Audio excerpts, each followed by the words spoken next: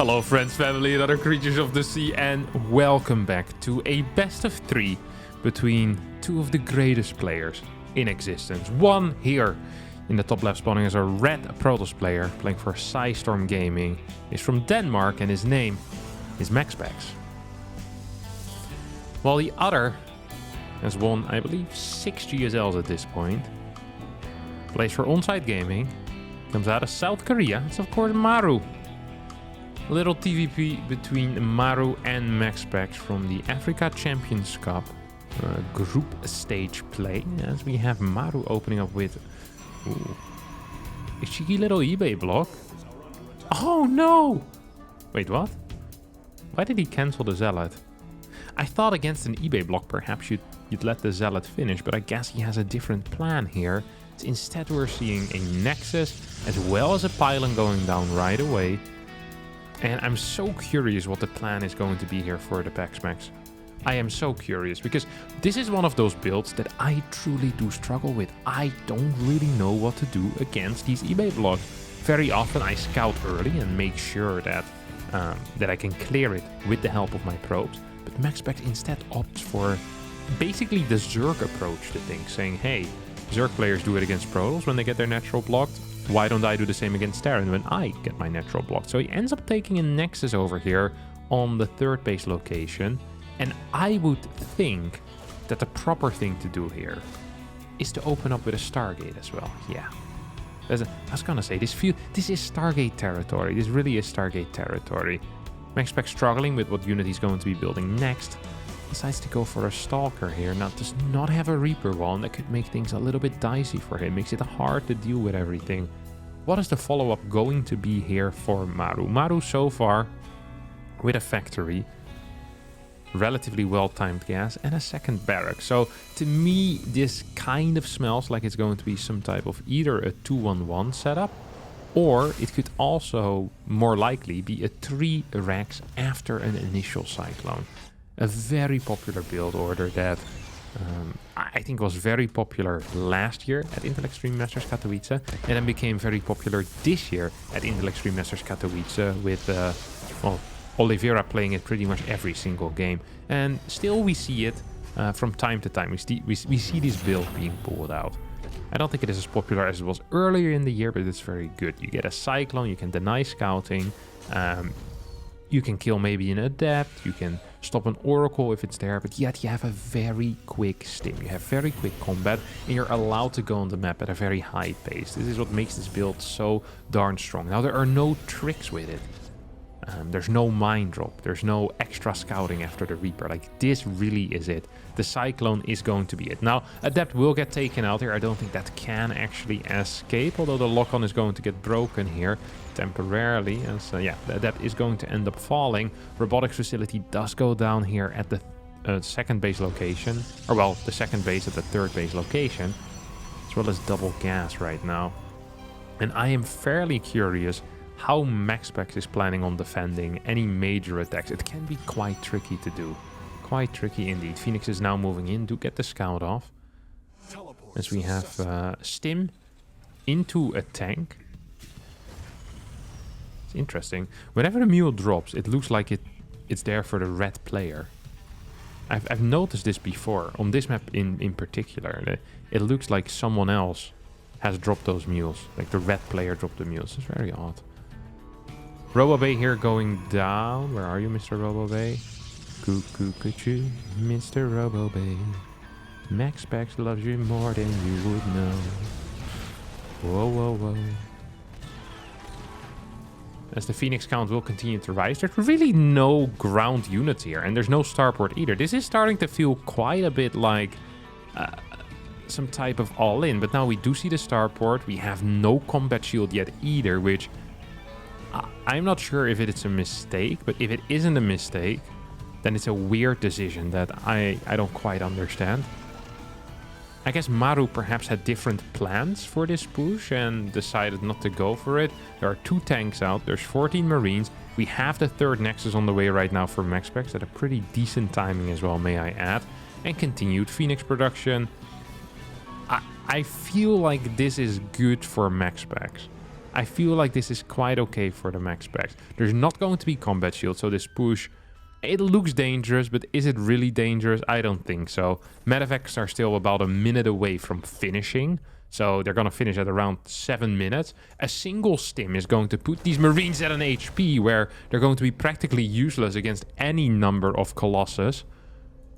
The second Colossus does start. We have a third battery coming down now as well. A fourth battery that pretty much is just there to defend the natural base.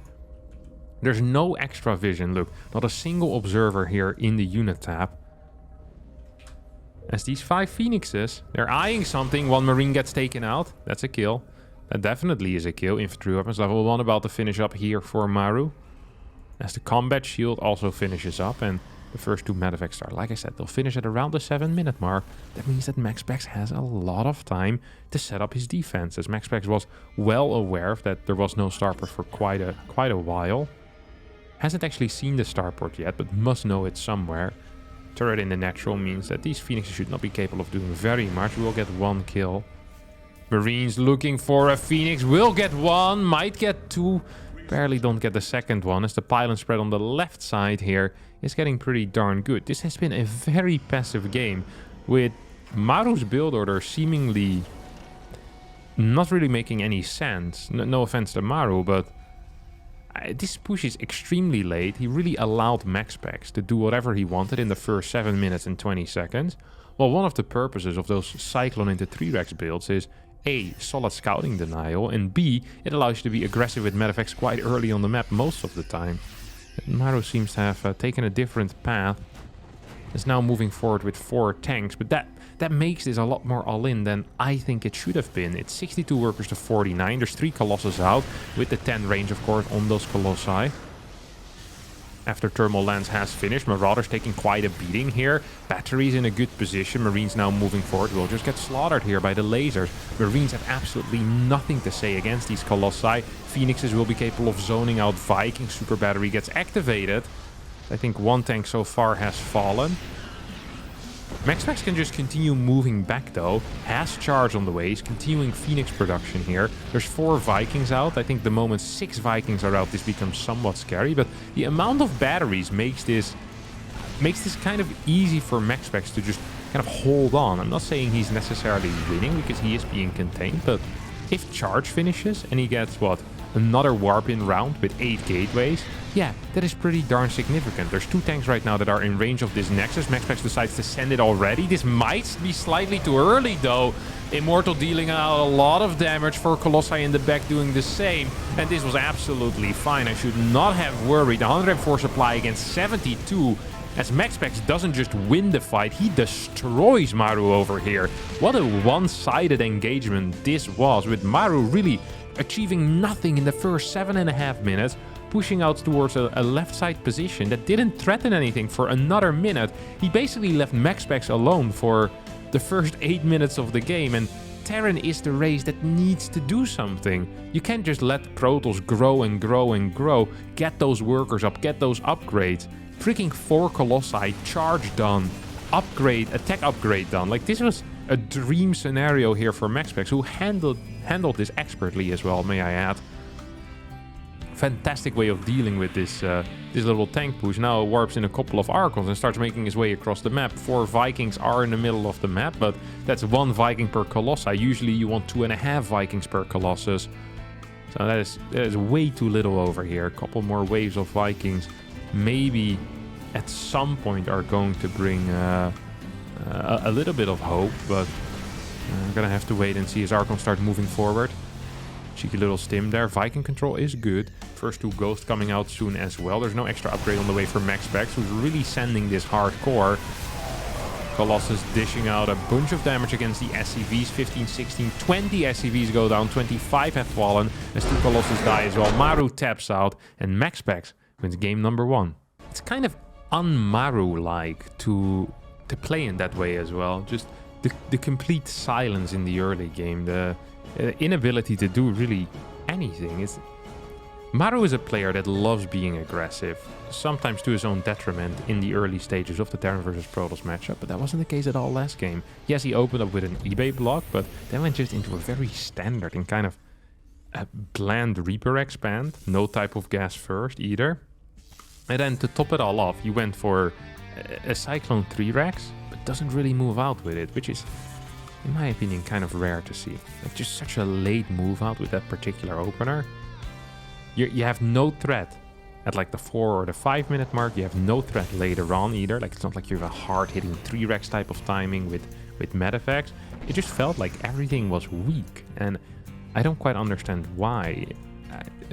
It almost felt like he was blind countering Maxpax's 4-gate blink, except it was a Stargate opener, so there was no need to counter Maxpax's 4-gate blink. Whether there was a lack of scouting, I don't actually know. It felt like he had a lot of information during the game. So this Adept is done. Once again, gonna see a Stargate coming out, which is, I think, the most common follow-up once scouting a double gas here out of the Terran.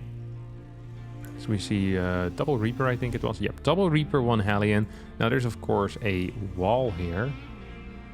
What is this? What are you doing here, Chief? Did he mess up the wall? Or is this a correct wall? I don't actually know. It looks somewhat okay to me. He might have messed it up though. This does look like there might be a jump in spot. Could be wrong, of course, as I usually am when it comes to these things. Matters of architecture, I'm not the greatest mind of our generation. Far from it, actually. It's going to be an Adept into a Stalker, just 2 units from the Warp Gate. That could prove to make life a little bit difficult if Maru decides to commit. Stalker now starts moving towards the high ground as a Phoenix gets chrono boosted. Cyclone is on the way. We have a Medevac as well. So this is a pretty classic follow-up here with a bunch of Marines, a Cyclone, and usually the goal of this type of push is not even necessarily to kill the opponent, but very often we see Terrans just going for these 2 structures. So the Cybernetics core as well as the Gateway, very vulnerable. You scout that with the Reaper, you say, hey, there's an opportunity here. Actually, we're seeing a second Cyclone. I'm starting to doubt whether this is not a kill move now. Second Cyclone means it's going to be a more significant investment. Really a more significant investment. And this is going to hit like a freaking truck as well. There is a battery in the natural. There's 2 Phoenixes out, and hopefully they'll gather a little bit of info. They'll meet the Medevac. As indeed, okay, we have a setup moving towards the Cyber Core as well as the Gateway. This is, like I said, this is a very standard move these days. This is really common, and this is kind of a free trade here for the Terran, right? As a Protoss, you don't want to engage into this.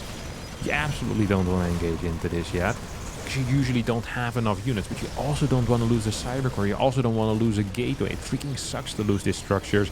Maxpax is going to try. All he can warp in right now are just Zealots, which is going to be quite awkward. Immortal on the way as well. Maxpax moving forward. This carries a lot of risk though, as he's going to lose 300 minerals in that Gateway and that Cyber Core. I think that pylon is just barely out of range. This is a mediocre start of a defense for Maxpax. Now gets locked on as well. Forced to use 2 Graviton beams there. That's 100 energy without achieving anything. Immortal close to finishing up. More Marines are rallying across the map. 2 barracks plus eBay behind this. But this push actually has a lot of potential right now. No super battery being used. As this battery is now exposed, that means that super battery will not be useful anymore. Phoenix is halfway across the map. 1 or 2 have gone down already. 2 have fallen. Immortal pops out, but there's nothing to heal it. The Warpins are still just going to be pure Zealots. I think this might just be it. Maru with a fairly simple push here as Maxpax leaves with the triple G. And Maru ties up the series within 5 minutes and 22 seconds. And that, I think, is actually a pretty significant mistake there out of Maxpax, is that usually against these types of pushes, right, there's a couple of things you can do. And the number 1 thing is you just straight up kill it before it really manages to set up shop. So you just run in with whatever unit you have and you can kill it. Now Maxpax saw what was fighting there and was like, okay, I can do this. In that case, the Phoenixes need to go behind immediately and start picking off any stray units that come reinforce the position, so that the position doesn't get stronger. It just remains the same. And then after 1 or 2 Warpins, perhaps 2 more Phoenixes, yes, you're going to end up losing a Gateway and a Cyber Core, but with your Phoenixes you might pick up 2, 3, 4 Marines, maybe even get a reinforcing Cyclone if you really, you know, if you get a little bit lucky, and you get 2 extra Zealots yourself maybe. Yes, you lose your Cyber Core, so you can't warp anything else in, so it just has to be It has to be Zealots, but still, that should be enough. But what Maxpax did here is that he wasn't quite sure. He was indecisive. He flew around with his Phoenixes too close to the sun, too close to the push. Did not manage to clear any of the reinforcements coming in. So that push, it kind of gained in momentum. It gained in strength. You lose those 2 buildings. You don't get anything back. And then all of a sudden, there's 12, 14 Marines. All you have are a couple of Zealots, Phoenixes with not enough energy, and no super battery being used when, in my mind, it was very necessary to be shot basically immediately there. Maxpax did not share the same thought as, ooh, what do we have here? That is different. Scouts the barracks in the wall. Must know that this is a 2-gate of some sort. Starts with Adept into Stalker. Gets a Chrono Boost on the Stalker as well. Uh-oh. Uh-oh. Reaper barely doesn't get the Scout here, though. Just barely doesn't. Yeah, there's a double gas opener here. We're opening with a 3-gate on the side of Maxpax. Now, these types of builds are so freaking tight. Adept moves forward, is going to most likely die here to the Reaper Hellion combination. Tries to get back home. I don't think it will quite manage. Ooh, Reaper Hellion will ignore that Adept. Wow. I hadn't expected this either. Now, this is still an issue because there's really nothing at home except for this one Stalker. Second Stalker is not being chrono boosted. Reapers could get some serious scouting information. Instead, go for the Stalker kill. Now decide to run away from it.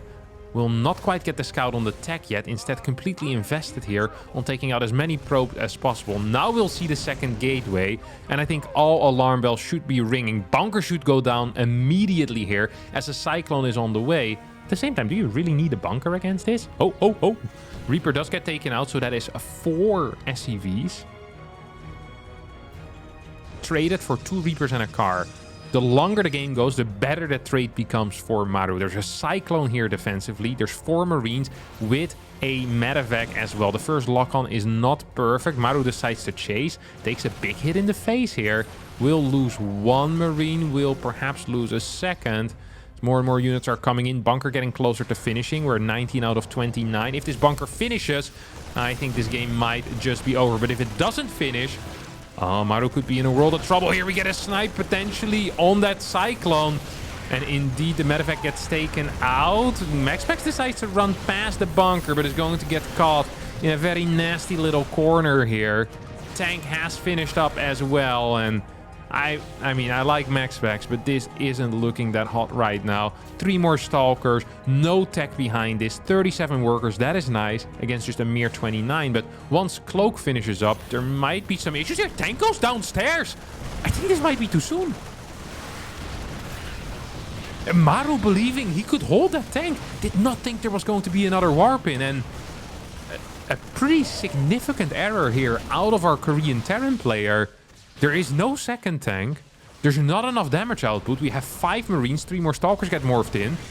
We have a Prism that is about to pop as well. That means that the main base, there's going to be open season for the SCVs in there.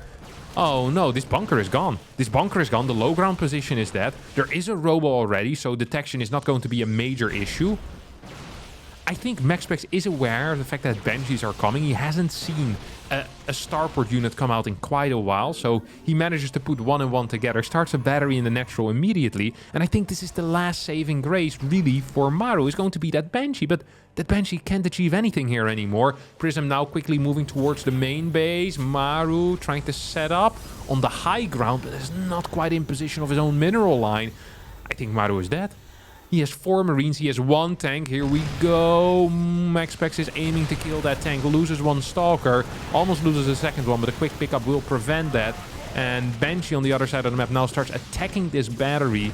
There is an observer on the map which can be recalled. Instead we get a chrono boost here on this robo, but I don't think it's going to matter. This Banshee will not be capable of dealing the same amount of damage as these units are capable of dealing. Observer across the map will be able to help out against this Banshee, I think, at some point, as the tank is dealing a lot of damage. GG gets called, 25 supply to 67, as Maxpax wins the series with a 2-1 score. A disappointing performance here out of Maru.